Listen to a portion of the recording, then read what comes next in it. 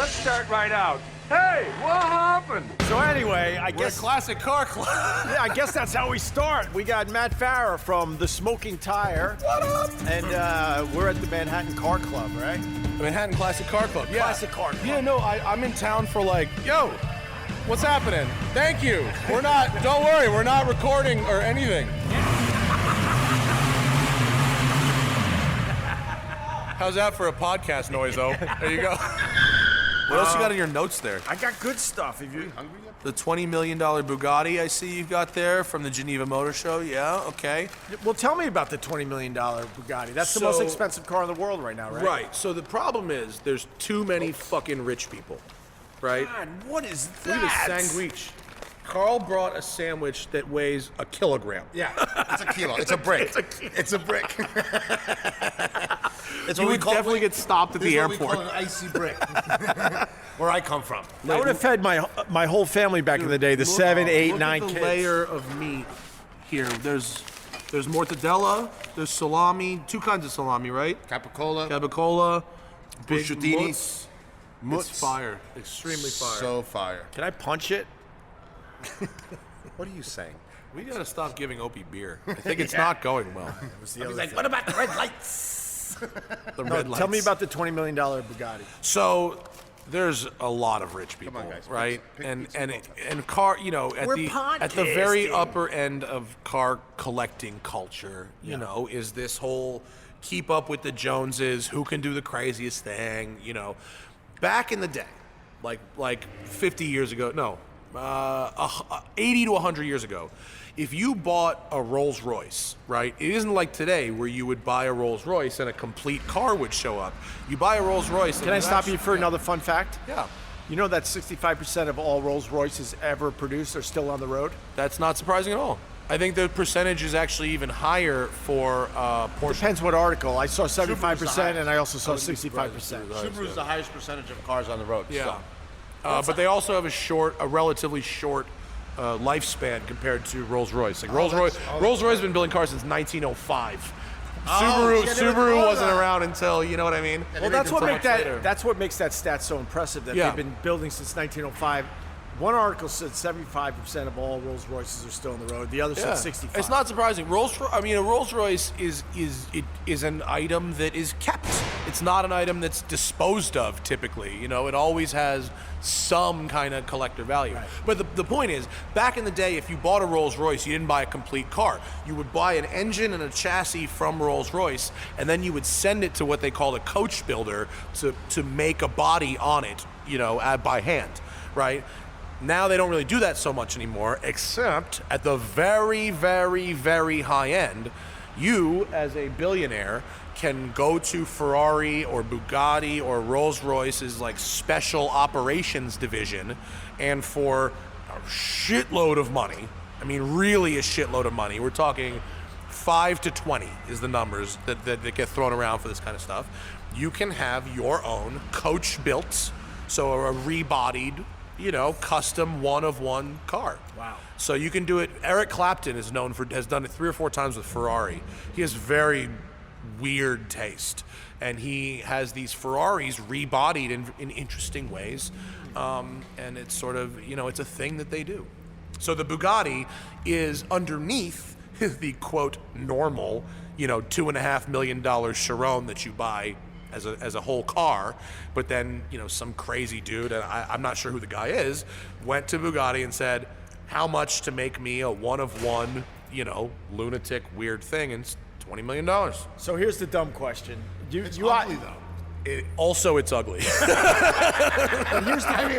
The problem is usually these custom jobs don't turn out good. Right. 80% of these end up, you look at them and you go, nope. And you no. So why would they pay $20 million for it? It doesn't matter if it's ugly or pretty, Just as 'cause long it's as you're one. the only guy who's So got let me it. ask you the dumb question. Do you actually drive that if you own something like that? There's 2 types of owners, and I don't know about the guy who buys it. There's about the guy who bought this one. One, type A, would turn that into his daily driver. You know, type B would stick it in his 100-car collection and probably never even probably, turn it yeah, on. Yeah, No kidding. Yeah, people have so much money now. I mean, if you're at that level, the average Bugatti owner. So Bugatti, they sell what is pretty much the most expensive production car. The normal Bugatti is $2.5 million.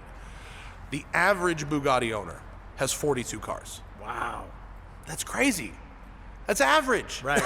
And they're selling like 1,000 of those. Speaking 1,000 people that have 40 or more. Now, speaking of car collections, I was listening to the Smoking Tire, Matt Farah's podcast, and you were talking about for $2 million you could get an instant car collection. I found that fascinating too. So I don't have a follow-up to that. So literally, you give this company $2 million and they show up with a truck and just dump Carl a knows whole these bunch people. of, It's EAG. Okay. EAG is a company called Enthusiast Auto Group. They're in Ohio, I think, and they are known for BMWs. They get used BMWs, what they call M cars, the high-performance BMWs. They find the best examples, they restore them, and they sell them for all the money. Everyone complains that they're so expensive, they're the most expensive, blah, blah, blah, but they move these things. Other people quietly show up and go, yeah, I'll take that. And so... Because they do a good job. Yeah, I mean, if you want an E39 M5, right? An E39 M5 in average, which at this point is a 15-year-old car. If you want one in an averaged used car condition, you're talking 25 to 30 grand. These guys will take one and the whole deal, go through it and hand you what is fundamentally a perfect version of it, and it's 150 grand. Wow. So they put together a collection of, I think it was 12 or 13 significant M cars, including an M1, including a E30 M3 Evo, including the rarest of the rare. And I think they wanted, how much was it? Oh, do you remember? I think it was one. You said on your podcast was it was $2 million. They wanted $2 million, and they would just show up at your house with a transporter and dump them all at your house. How great is that? My friend has 3 Evo M3s. They're very underwhelming, and they're worth a lot of money. How fucking boring. I thought I was driving my own Scirocco. The problem with special BMWs is special BMWs don't really drive any different from the regular BMWs, and they cost a lot more money. Okay, even though I'm not a big car person, and I can't see a fucking thing that's going on, I'm intrigued. Matt, let's dive in a little deeper. Carl, bring us up to speed. Bring it up to speed. Hang on, everybody. There she goes. It's gonna get a little loud real quick because I'm gonna take you into the garage where they're like working on the classic car club cars and stuff. So up there, that's the BMW M5. That's Alex Roy's car, the Cannonball. So you see the antennas on it? No, we don't. It's got a 60-gallon fuel cell in it, and it has like night vision and like all these screens and just craziness. And then in here you've got the Lancia Delta Integrale, which is great. Old Lincoln Continental convertible, excuse me. Agulia. Alpha, that's an Alpha GTV, Ford Focus RS. There's a great VW Synchro Vanagon in the back. And then, come back here. Let's go in the back. Going in the back. Porsche 912 idling here. Hey, Matt, you think they'll give me an oil change while I'm here? No.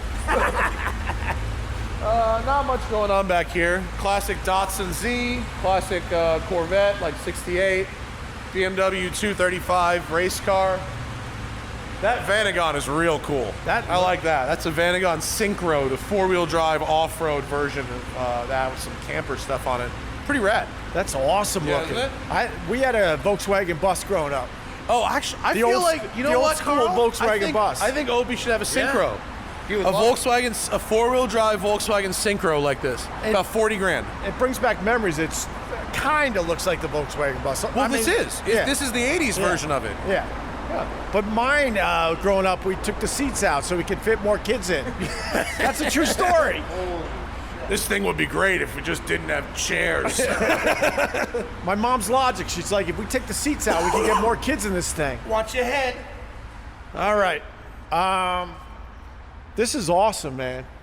Is there anything you want to know about these cars you're looking at? Do you care about that sort of thing or not really? I mean, for the audience, just dumb it down a little bit. Better dumb it down a lot. I mean, all right. Like, here's what I've really, the overarching theme of what I've pretty much learned driving cars the last 10 years is like the last 3 or 4 years, cars are so extraordinarily powerful and fast and crazy that, and I'm not trying to insult people, but like most people, and I include myself, don't have the skills to drive them at the, a very fast car 10 years ago was like 400 horsepower. A very fast car now is 1,000. Wow. You know what I mean? Like the slowest Mustang, for instance, that you can buy right now makes more power than almost the fastest Mustang you could buy 10 years ago. It makes more power than the second fastest Mustang you could buy 10 years ago. So it's just like it's been an exponential increase in power. And so something like this McLaren, it's just extraordinary how fast it can go. And, I recommend racing school. I recommend a lot of training before getting into something like that. A lot of these cars are really undrivable without the electronic aids. If you get into that McLaren and you turn off the traction control, you got a handful on, They're car's crazy. Really a handful. They're basically built to deal with the technology. Yeah, right? because it's a pretty decent driver could get in one and really feel like a hero with the systems working. And then you go, it's like people who are crazy and go on medications, and then they go, I feel better, I don't need the medications anymore. And then they go do some really wild stuff. Like Right. Same thing with the car. You go, these systems, I don't need them. Oh, wow. We just listened to, that's like a Porsche 964, an air-cooled Porsche like race car just started up in the background. Lovely. Ooh, it's got a 3.4 liter. Careful! That's the same You're guy trying you to threw the make me keys weird. to. You shouldn't have got taken a beat. Stay weird, my friend. Stay Yeah. weird. Let me ask you, I'm a car guy, and I don't get to talk Carl to you. has great taste in cars. I He do. really does know his cars, actually. He knows a lot about cars. So, what year Formula One car is equivalent to the fastest road car right now? Oh, shit. You have to go pretty far back, actually. Formula One cars, if you're talking about top speed, No, I'm just talking And overall lap performance. times? Lap time.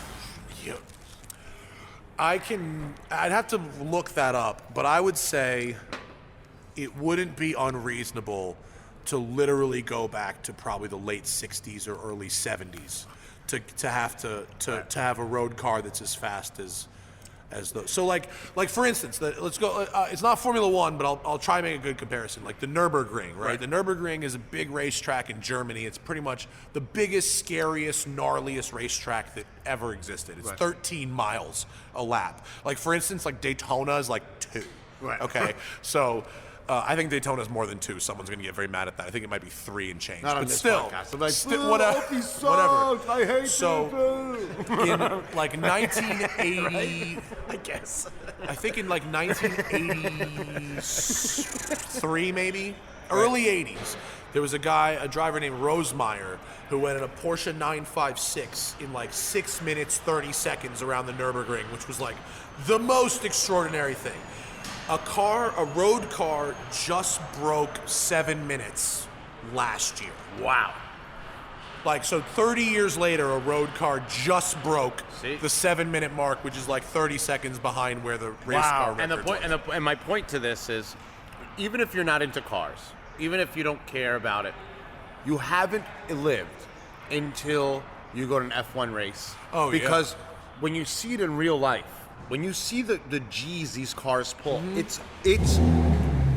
When I was in Monaco, I was able to see an F1 race there Yeah. once in my life. Extraordinary, I was a isn't kid, it? and it was when that Ferrari and the sparks coming off of this Yeah. car, and the way it would turn out of this little tunnel. It was like a street. The tunnel in Monaco is Can I interrupt for a second? What just left? that was a BMW Z4, like a track prepped BMW Z4. All right, continue. Sorry. Monaco, the Fairmont Hotel, Right.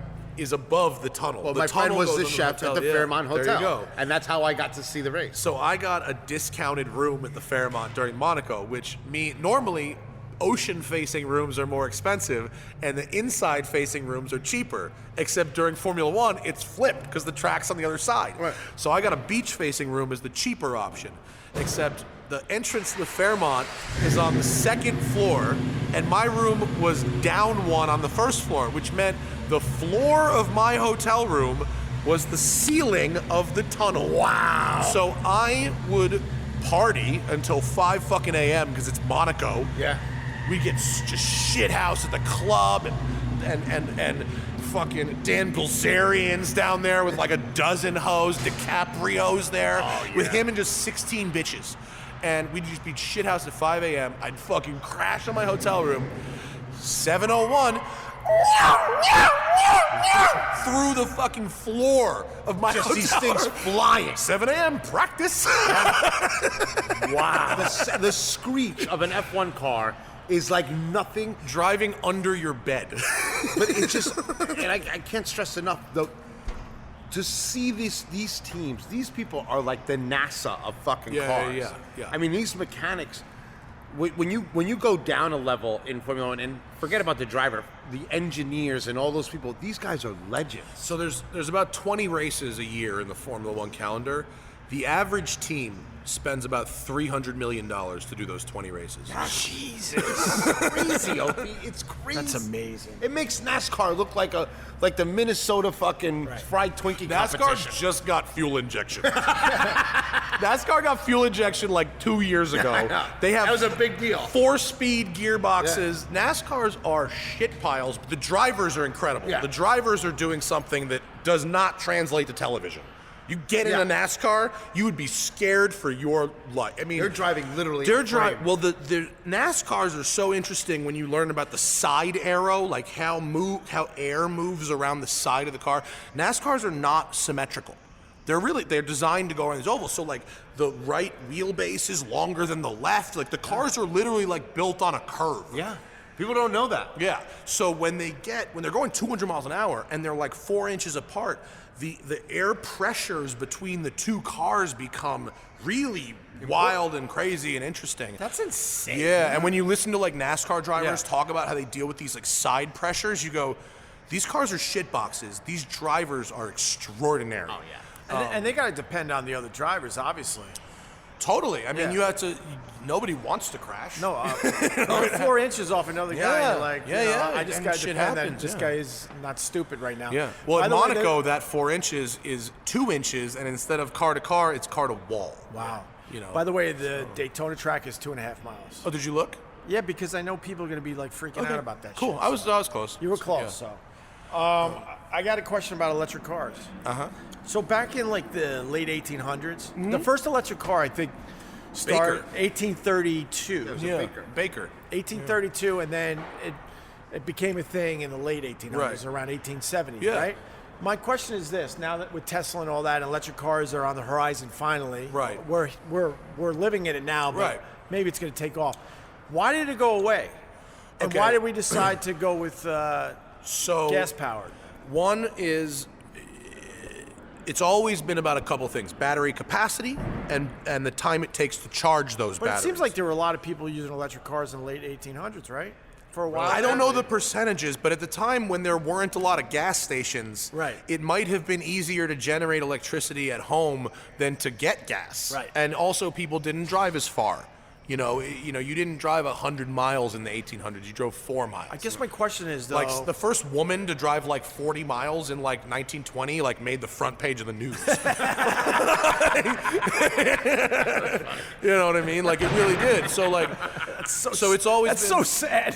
yeah. It is. Yeah. It's all about battery capacity and then recharging time. But here's my real question. So we were at the crossroads. Yeah. We could have continued with the electric technology, Right. or go gas. Right. Do you know Back in why? the day? Yeah, back in the day. Do you know why we said fuck this technology? We got to go gas. It was just, at the time, it was simpler. They could make more fuel. They could make it available all over the place. The petroleum producers had a lot invested in it. Like, for instance, like Los Angeles, right? Los Angeles had an electric streetcar system in the early 20th century. The city owned it. It was run. There's still tracks around, right? Literally, it was bought. The city sold its own public transportation system to Firestone and General Motors, who bought it and completely dismantled it and switched it with buses on Firestone tires. wow. You know what I mean? Like, Yeah. and by the way, it fucked LA.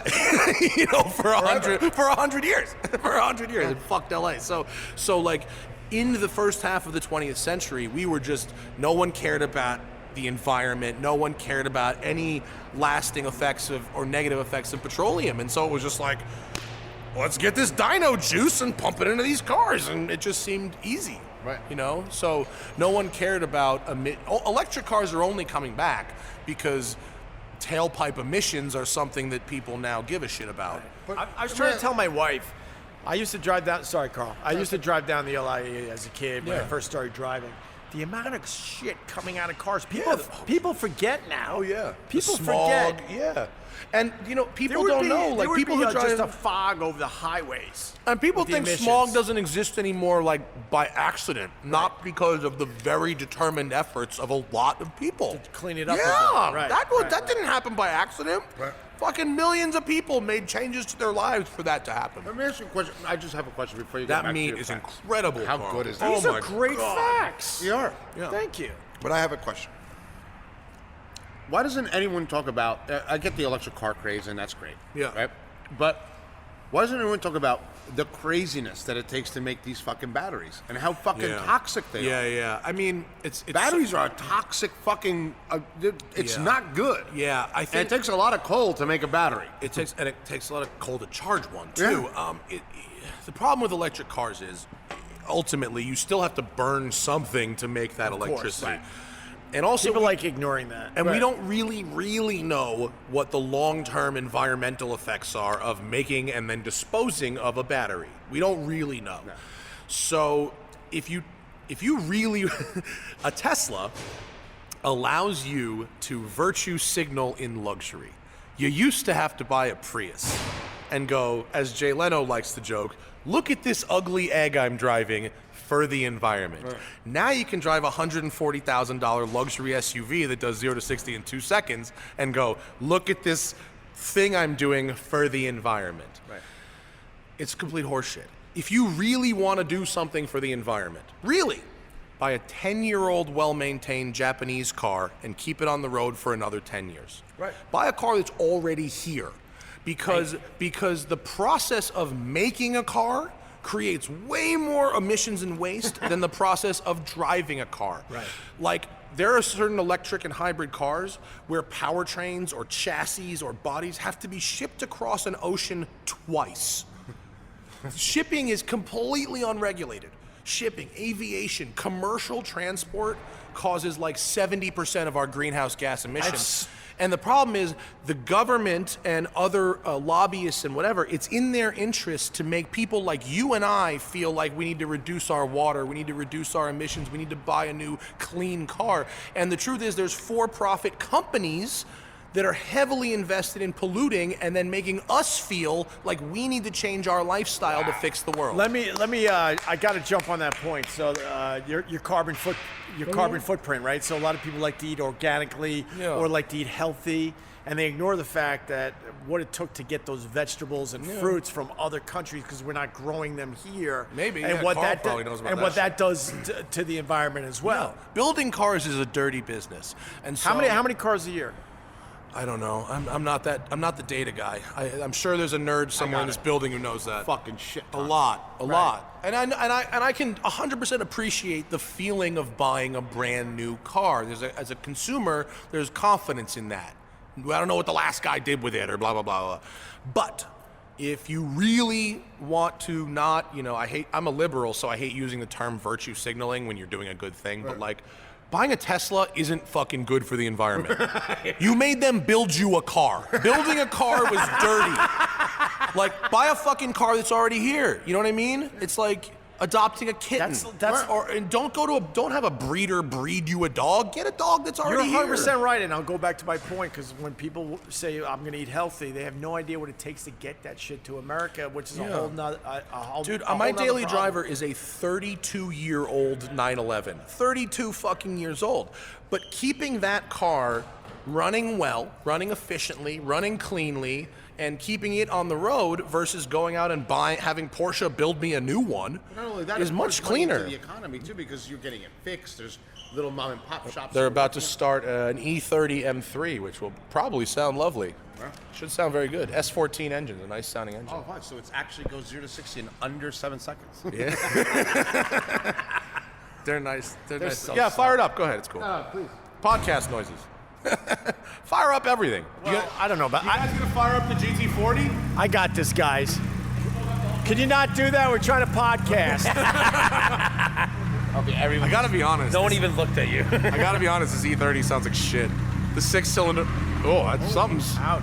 That's a belch. Something's fucking angry under there. It's not so good.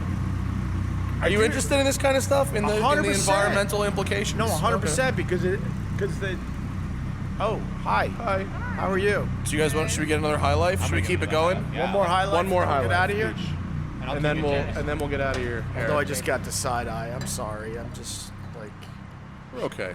I didn't give you the side eye. I'm gonna be honest. I could read people. I'm in the restaurant business. She gives 0 fucks about you. You don't have to laugh that hard about that. Relax. Her reaction agrees. Oh my God. You might as well Thank be you, not Sarah. here. Take an acting Be lesson. quiet because you're recording. Oh no, Might as you're well good. be a ringing You're good. cell phone. This isn't a legitimate enterprise. Don't Opie, worry. you and a ringing cell phone is the same thing to her. Acting Whose classes. phone is this? I love Classic Car Club. What a fucking awesome This place place this is so is. cool. If For I real, lived in New York City, I would literally just How much is it to member up here? It's not that much. I don't know. I don't know, but I know that it's Can I less get a than bar keeping membership? a car. Yes, you Could can you get a house talk to them and membership. get me a house membership? It costs less than keeping a decent car in New York City, for sure. By the way, there are more cars than people in the world. So That's not surprising. I own So 6 That's cars. insane. That's insane. I want to talk about one thing Yeah. that I haven't talked to Matt. And I'm going to use this podcast to talk personal stuff. Sounds good. what the fuck are you doing? You building a car garage? So the problem in LA is there's no parking for people who I feel guilty because I think about that song Big Yellow Taxi, pave paradise and put up a parking lot. But I didn't pave paradise. I paved an old shitty building. Okay. And so, no, in LA where I live, like Venice, West Side, there's just not anywhere to keep your stuff. If you could have a $5 million townhouse, and if you're lucky, maybe you have a 2-car garage. Maybe. Probably not, but maybe.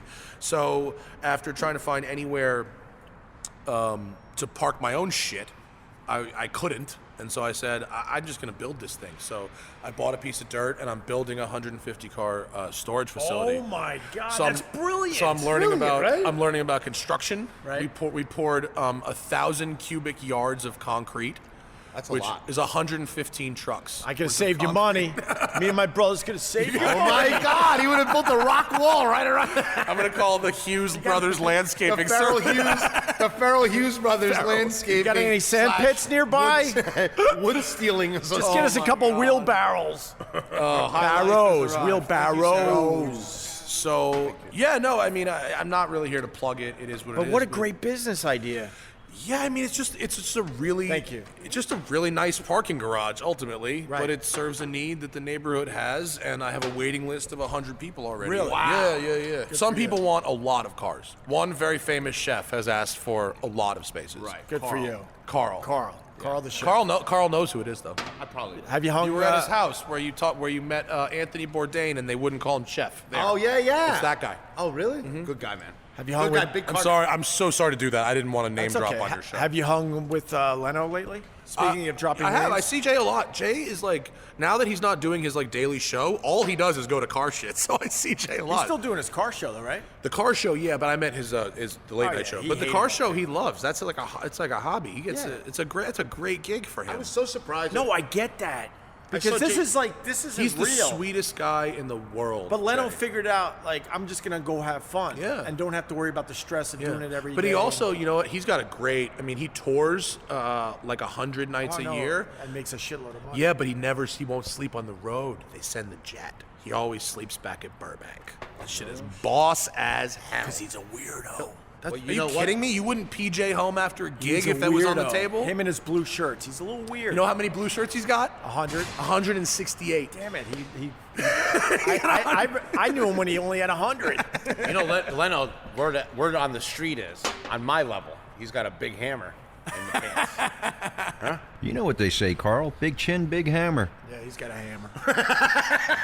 Jay's a really good dude. He's a good guy to know. I enjoy in the his car show. world. I enjoy his show. Yeah. He's like a fan. He drives his shit. He works on his shit. He did his own McLaren F1 service. What does it cost crazy. to run a Jay Leno garage? Oh my God! So I mean- think so. His garage, I think, is 80,000 square feet, and I think he's got a full-time staff of 4 or 5. Right. Yeah, and he's got a shop foreman, and he has more tools in there than like most professional. He has a water jet machine. Do you know what a water jet machine is? Explain to Okay, everyone. a water jet machine is a big table, right, with a high-powered hose that is on a thing that moves around. And imagine a digital laser cutter, but instead of cutting with a laser, it cuts with water. And it can cut through metal. It's got water that's so high pressure it can cut through steel. So he can cut his own steel parts in his... That's a Porsche Cayman GT4. That's a fast car. With terrible timing. Not really. You don't like it? Not fast. Really not. Fun, not that fast. That's why they're fucking tanking in values. Really? Yeah. I like Caymans though. They're fun. California was fun. Yeah, good balance, but they're Porsche intentionally made that car less good than it should be. They made it the because new they car. didn't want to take away GT3 sales. So go back to the cutting thing with the water pressure. So he's got one of these tables that cuts metal. He can make parts. Like most people with a garage could like put on parts. Like he can make parts, which is really, really So crazy. he's just constantly working on cars that most likely he's not going to drive a lot. He drives them as much as you could drive a car when you own 90 other cars. But he's one of those guys that actually gets him out on the Oh, road. dude, we see him driving around LA constantly in crazy shit.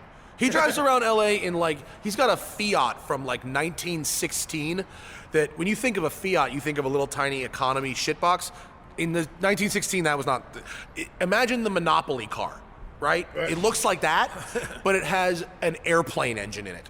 Like a 20-liter, 500 horsepower World War I airplane engine in it that drives basically a bicycle chain to the back wheels, and the brakes are like a big wooden tiller. Wow. And He's a big steam car I guy, seen him drive that shit around, no problem. Yeah. And he drives steam cars a lot too. Yeah, no, we've seen the pictures over the The years. steam cars are crazy because it's on fire. It's actually on fire. car's on fire. The car's on fire when you drive it. It's like you have to light a boiler. Yeah, you're driving a fire. You're driving a fire around. And that was before electric cars. They went steam first. It was right? like parallel. Like in the early 20th century, just no trying one to had figure any it out. idea what was Right, going right. on. There's no. They had to figure it all out, and then Dude, eventually if they you went with try and gas. drive anything. It does. Pick a car. Doesn't matter. If it's from before 1930, you will be. You'll have no idea what's going on. That's amazing. Try and drive a Model T. A Model T is one of the hardest things you could ever drive. Can I ask a dumb question? Sure. I'm going to officially say that. No dumb questions. Only dumb people. The new car smell. What is that made of? Typically, it's like glues and stuff that are evaporating kind of. But supposedly it's very toxic. Yeah. And dangerous. Yeah. If you breathe in too much of that. I mean, how much is too much? You know what I mean? I've never heard of anyone actually dying of that. Get sick from that. Yeah. Mark safe from new car smell. I got sick from a car once. I was in Panama, the country, and I rented a Ford Ranger that was 100% flood salvaged. And there was black mold in the HVAC system, and I got a black mold upper respiratory infection from it. Yeah. Wow. I mean, I got it from Hertz too. I didn't even get it from some shady. Right. Yeah. And it's Panama sucks to have those bot flies, bro. Panama City though is pretty fun. Yeah. It's a pretty. Those flies, though.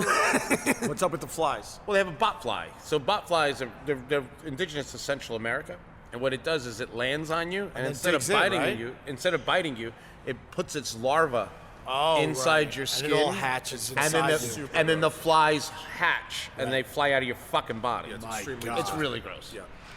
But that could put a damper on a We date. have really good coffee, and the strip clubs are crazy. The strip clubs are seriously.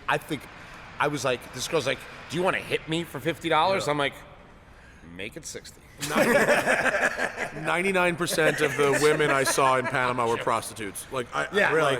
I'm sure there are normal women in It Panama took me City, a but week to find it a was normal girl. extraordinary. I've never seen so many hookers in my life. wow. It's literally a town full of prostitutes. The coffee was great though. I like the coffee. The coffee is Coffee's some of the spectacular. best. Yeah, the Bajareke, the geisha, the Esmeralda geisha is like the most expensive coffee in the world. Panama I'm City. going this year. I'm not supposed to really talk about it, but I talk about everything because I'm an alcoholic. I'm going to Nicaragua to make my own cigar. Really? Yeah. Yo, when is the 2.0 knife coming out? The second knife. So listen. I want the second knife. You get the second knife. You Yeah. can have the first knife if you want. The first, when you told me about the second knife, and you were like, "And this part's for opening boxes." Yeah. Can you guys explain? Sorry. Carl's working with Feder knives to make a Ruizing Oh, the actual edition. knife. Yeah, I'm making no, another when you knife. said knife, I thought you were still talking about cigars. I Oh swear to no, God. sorry. So I'm working on that with Feder, and I'm doing another Sunk Works with him. His knives are unbelievable. Oh, they're Did you see the unbelievable. first knife? Was Of course I amazing? did, yeah. Amazing. It's amazing. And the second knife that I'm doing, it's a tactical chef knife. So it's 5 inches, so you can carry it. It has a lot of little features in it that maybe if you get into a fight when you're at a barbecue, it can help you out. Nice. Cut you up Where like a what little. once was a black eye is now a prison sentence. I'll gut you like a little baby pig. Okay, then. But I'm also working on a tactical spork. So it's a spork that you can use a spoon, but then you open the handle and it's a knife. I saw that at To cut the meat. obviously. I saw that at the Whistle Stop. Yeah, you saw the tactical spork. Yeah, I did. awesome. That thing Tactical looked He awesome. saw the mock-up of the tactical It was pretty sport. cool, to It's be honest pretty with you. fucking cool. Ruizing, you know, you need all these. You need So equipment. I like the expansion of the Ruizing enterprise. It's doing well. Very good. it's yeah, taking good. off. It's really good. We might have to rename this podcast Ruiz. You know what's funny? Somebody sent me like, I was waiting for it. I was literally waiting for it. So Opie puts on his site the Ruizing hats. And they're like New Era. They're normal. Someone sent me a DM. I don't know how he became available to give me a DM, but he hit me a DM. But I was waiting for this one forever. So he sends me a DM. Just got the hat. Big fan. A little bit flimsy. Just want to let you know, just in case, maybe you're getting screwed from your purveyor or something. I'm like, fuck you, Mary. I was waiting for that, and I just fucking threw the iPad down. I'm out of here. Everyone else loves that. Well, you know, there's always- always one. I mean, Get your knows. I mean, Ruizing Matt's hats just and a giant- and shirts at OpieRadio.com. happening? You want to come join? We're recording. Yeah, who are you, This bro? is Mike. All right, how are you? Mike Friccinello, Classic Car Club. This is Opie, Carl. How are you? Good to have you guys. He is one of the partners here. Nice. One of his joints. No, you I'm want to good, try these thanks. meats? Dude, the meats are lights out. Where are they from? We've been plugging Classic Car Club a lot. Solo Maria Belize. It's the only place in New York that's allowed to make their own meats. Oh shit. They, they've have been they making them cure since- fucking meats in the bake. Just meats. full disclosure, I don't even eat meat. Oh, but today he puts it in his mouth. They've been making meat since Put it in your mouth 1924. like a beet. When people get into the artistry of it, you know, you gotta. Yo, what are memberships going for at Classic Car Club right now? I couldn't answer that question earlier. So, members pay $180 a month to be a member. For a house membership. Well, for any membership. So you get your membership card in your pocket. You go on the insurance policy and all that. And then driving memberships, you pay for points. So it's kind of whatever you want it to be. But on average, what does members, an average member pay a like year? about $12,000 a year. And you're So getting that's- about 45 days worth of driving or 40 days worth of driving. If you live in New York City, that's like pretty good value actually, because you're driving like sweet cars, not like whatever you're keeping whatever in a you are. garage. Yeah. You know, when people always think of a business like this, they always think it's, $50,000 a person. Like we're not trying to be some luxury club and brand. I think it's a luxury brand just because of the way you're treated when you're here and the experiences you get. But It's awesome. yeah, driving expensive cars doesn't have to be expensive for the sake of it, right? So like we really think of ourselves as the democratization of awesome driving experiences. You know, I don't want to make things more expensive. I want the world to know what it's like to drive a Lamborghini Huracan or, you know, a brand new hybrid Acura, and what is it like to drive really great performance electric cars, right? Yeah. It's about futuristic stuff. I like It's also cars. nice to have a private bar to take somebody to. Yeah, you know, it's totally. It's pretty much Totally, bar. but like, you know, it's a cool. I think membership life is really great. So, if you were to take like 6 weeks of the Classic Car Club, so you could drive these cars. We're going to be, we're competing in Baja 1000. They do racing and stuff too if you're into We have a racing. motorcycle race team. So we have 10 members on our motorcycle race Oh, really? team this Rad. year. We have a Spec Miata team. We're developing a Radical team as well. I saw the Radical. That looks fun. You know, we're going to Goodwood. We're doing a trip to Portimao. We're going to That's be a track driving in there. Portugal. Yeah, we're doing that. We're going to be back to Nürburgring, trips through, you know, so it's all sorts of stuff. Right now upstairs, our chef is setting up. We're doing a introduction class to teaching members all about the different varieties of oysters. Really? Because You're is doing that an oyster class upstairs? Yeah, and how to fillet both fish and hire red. Carl, Yeah. you got to have Carl teach a class. Carl's a Food Network chef. I opened one of the best oyster restaurants in Canada, Prince Edward Island in Malpeque. Oh, wow. I opened it with John Bill, who was the oyster shucking champion of Canada. So Chef Jesse Ford, our chef, he worked at the Oyster Bar in Grand Central for 4 years. So great place. I went through. I didn't even know this about him, but like Do you know the Oyster Bar in Grand Central has the single best sandwich in America? What is it? And it's a sandwich that they started making the sandwich in 1932 or 31. It's an old fucking And sandwich. It's the same egg one sal- still? It's Still putting it together. It's toasted white bread from a Pullman loaf. Right. Okay. And Good start. Right? Egg salad and caviar closed.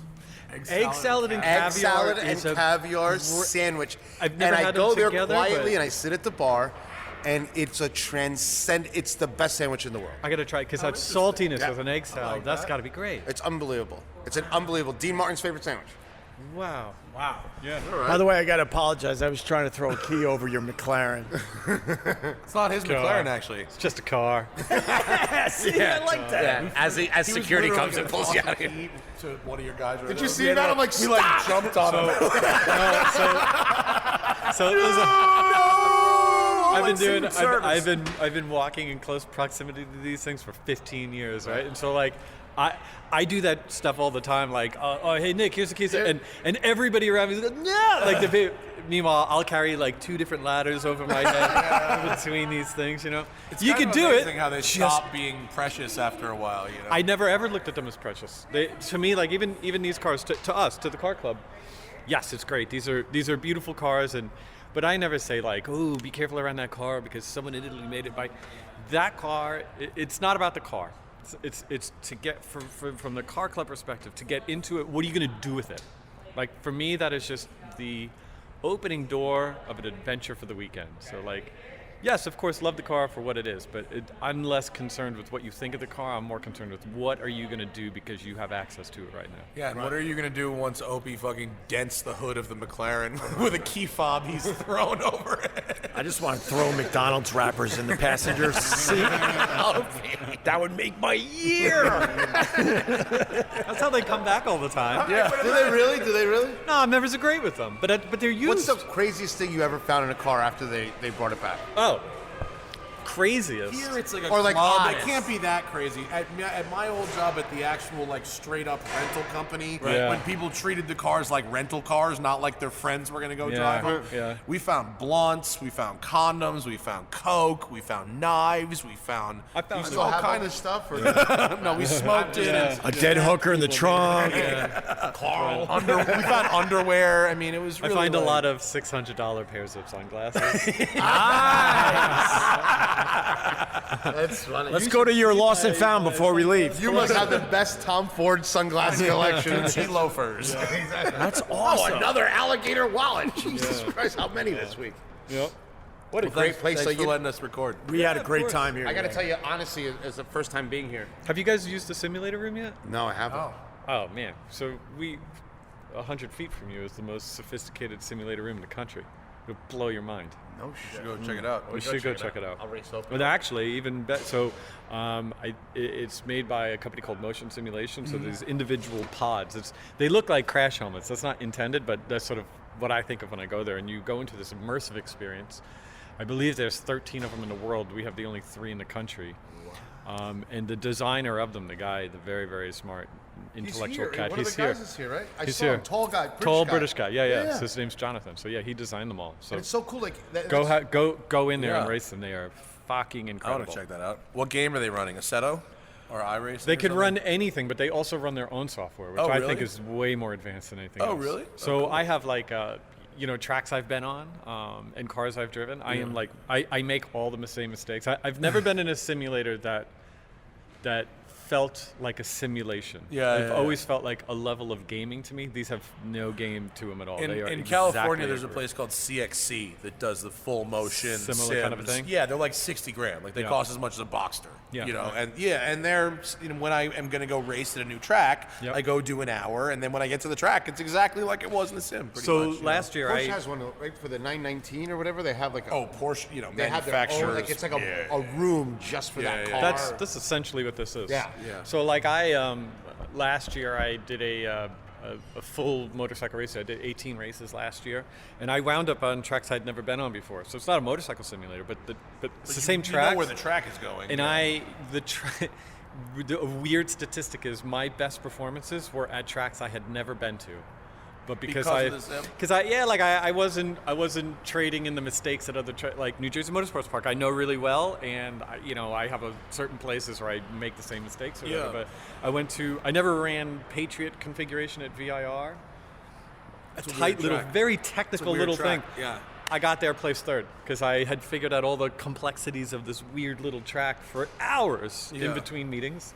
Went there and it works. Wow, that's so cool. No, it works. Yeah. The professional drivers are on the sims all the time, Yeah. and they have people that if you have someone who's only played on one of those levels of sims and never driven a race car, you could put them into a race car and they'll be competent in the first couple laps. They will, and in some cases they'll be amazing. Nissan GT Academy. Yeah. Nissan basically actually worked picked with- gamers to race real Nissan cars. had a competition where they had people play Gran Turismo, and they took the best people from Gran Turismo and put them in real cars and made a reality show out of it. And the winner got a very real seat, paid drive on Nissan's race team. I think it's still there. It did well. Yeah, it's still there, doing well. Yeah. I think the thing about simulators is you could take a Formula 1000 car or a Porsche GT3 or a Spec Miata in our room, and you could go to a track like, any track. You could go to Lime Rock. Yeah. Let's call it Lime Rock, right? Because it's local. Turn 1, Big Bend, that's a place you're gonna spin a car.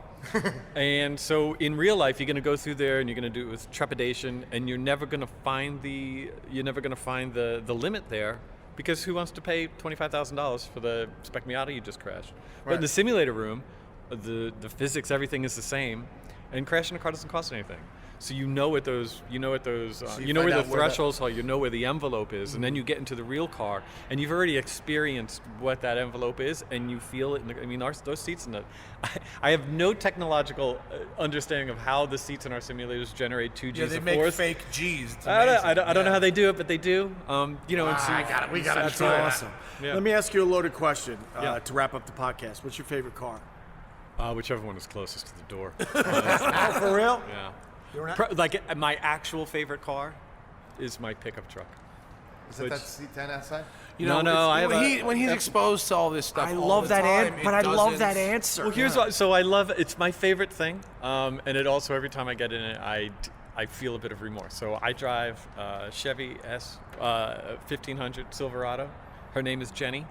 I'm not a contractor. I'm a racer. So in the back of mine, I have these wheel chucks you could snap into motocross bikes, 2 road racing bikes, and then I have these 2x6s with front hubs, so I could fit in. We also have a cycling team. I could fit 7 carbon fiber bikes back there. I'm restoring a 200-year-old house, so I'm going to go from the track, and then later I'm going to go and I'm going to remove 6,000 pounds of plaster and bring it to. So it allows me to do all the things that a rad weekend life facilitates is. your other life that's not a car life. On the other hand of it, I get in every time and I'm like, God, why can't this just be electric? I just want my pickup truck to be electric so badly. I think, all right. Why though? Why? 2 reasons. One, cars are great. One is just the environmentalization of I just made up. But I would like. I'll let it be. I want to walk. It's funny that. Let him listen back to the earlier conversation later. That Lamborghini, that V10 Lamborghini there, I drive it on the highway. That's a McLaren 570 starting. Wow. So that Lamborghini, I could drive it, just normally drive it, not trying hard, and get 32 miles a gallon out of it. It's how you drive and how much power you have. But the pickup truck, I wish it was electric because I could walk the earth with a little bit of a smaller footprint. But if anybody who is into cars and into driving and hasn't driven a performance-minded electric car, you have to, because it is so much more dynamic than a combustion engine. If you think of what an engine is, it's a huge paint mixer sitting on top of your front axle.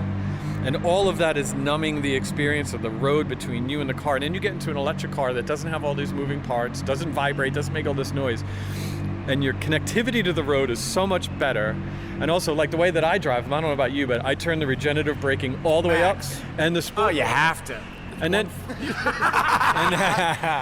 has no idea what he's talking about. But then you're driving 1 foot. You're balancing. Of course you have all to. the time. You're balancing this car, and you're. Electric. No, look. Electric cars actually drive really cool. They're very, they're very isolated, and you actually are like a little calmer when you arrive because you haven't been subjected to the vibrations and harshness that you get from any gas-powered car. So like that's kind of what he's getting And at, also I think. every bit of power that it has is on tap at any moment, Right, all the yeah. time. So, you just have to like let off the brake or let off the throttle by 3 degrees, and then the weight goes forward, and you can really turn into a corner. They and then are you just neat. open it up, and you Yeah. put your foot down on the gas, on the accelerator of an electric car, and I'm by no point a racer, but I'm a pretty fast driver. I mean, when people are chasing me, but I think it's all like, I love the imperfection of the gas experience, like myself. The analog Like experience. remember my first experience was a Briggs & Stratton mini bike. Right. And then a 50cc two-stroke. Yeah. And then I remember when I first got onto a 125 dirt bike. So you've done the correct.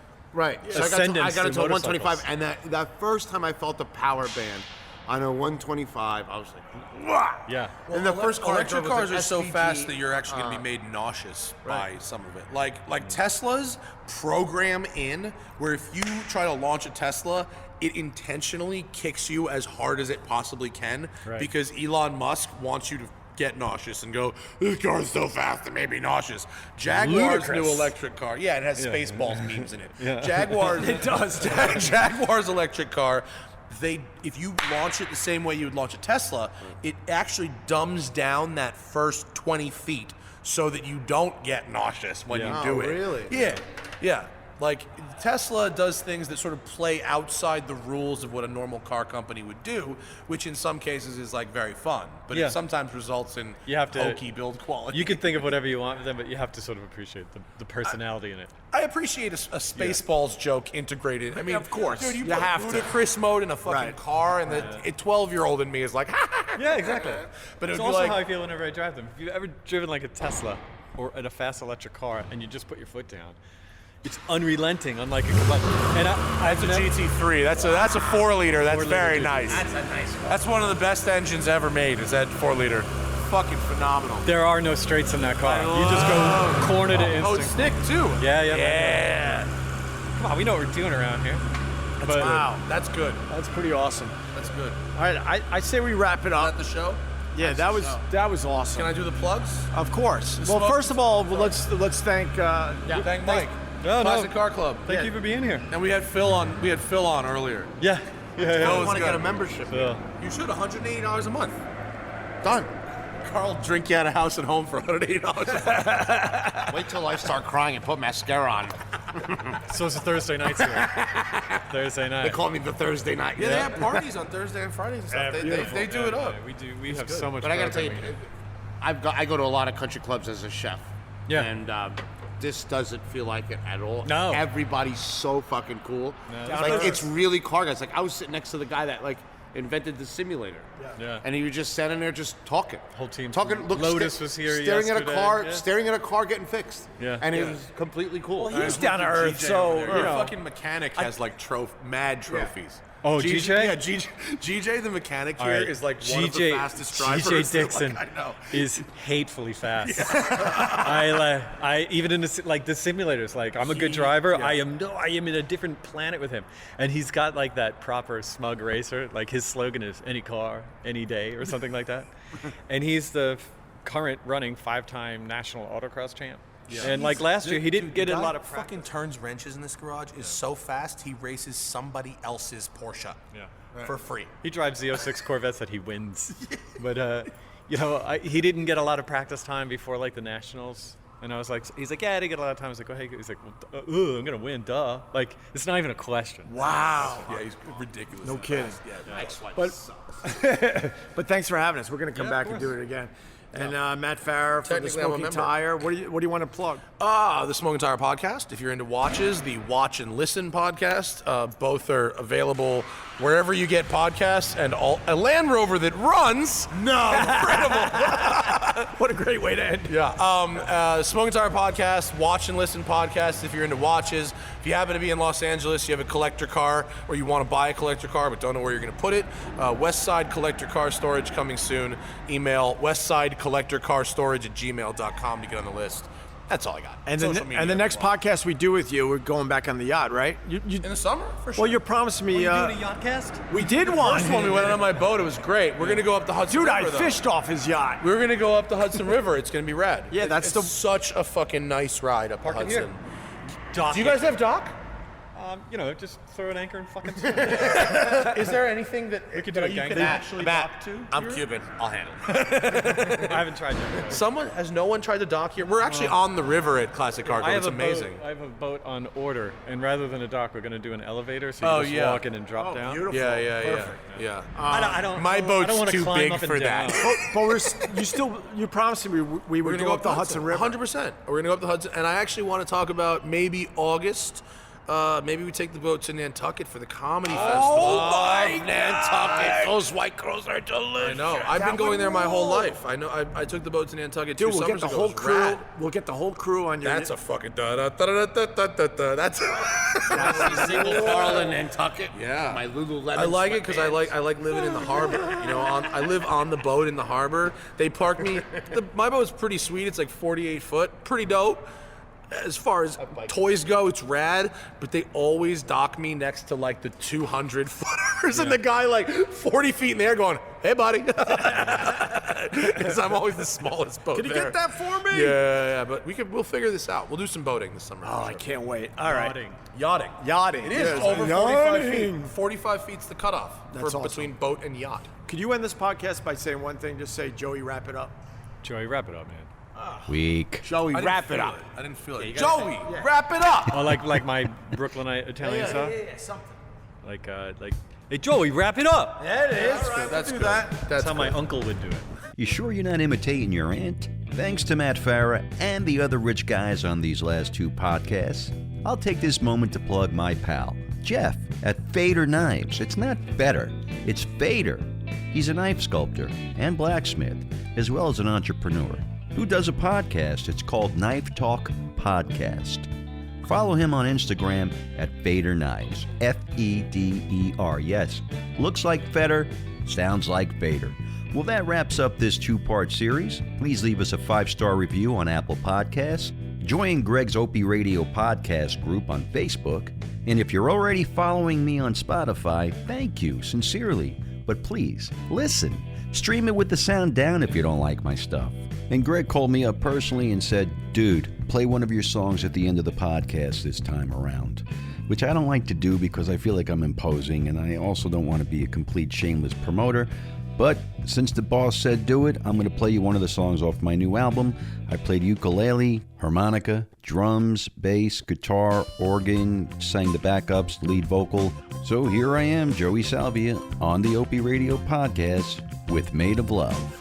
Thanks, Gregg. Enjoy. She's a compass when I am lost.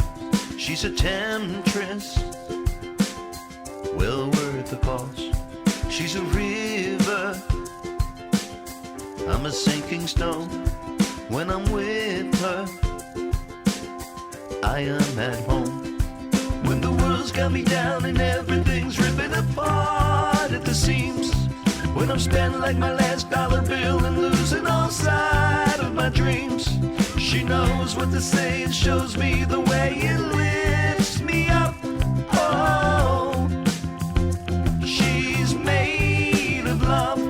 She's a daughter who serves a mom. She's a mother to everyone.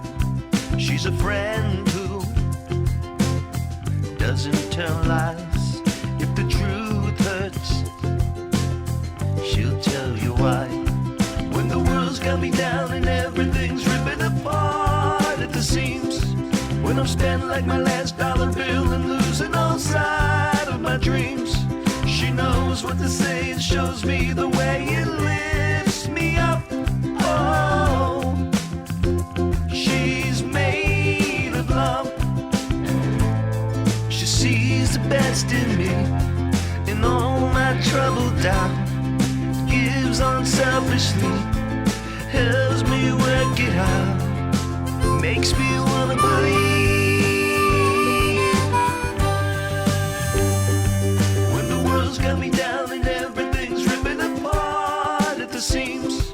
When I'm spending like my last dollar bill and losing all sight of my dreams. She knows what to say and shows me the way it lifts me up. Oh, she's made of love. When the world's got me down and everything's ripping apart at the seams. When I'm spending like my last dollar bill and losing all sight of my dreams. She knows what to say and shows me the way it lifts me up. Oh, she's made of love. Oh, she's made of love. She's a compass made of love. She's a temptress made of love. She's a river made of love. When I'm with her, I am at home. I'm Joey Salvia for the Westwood One Podcast Network's Opie Radio.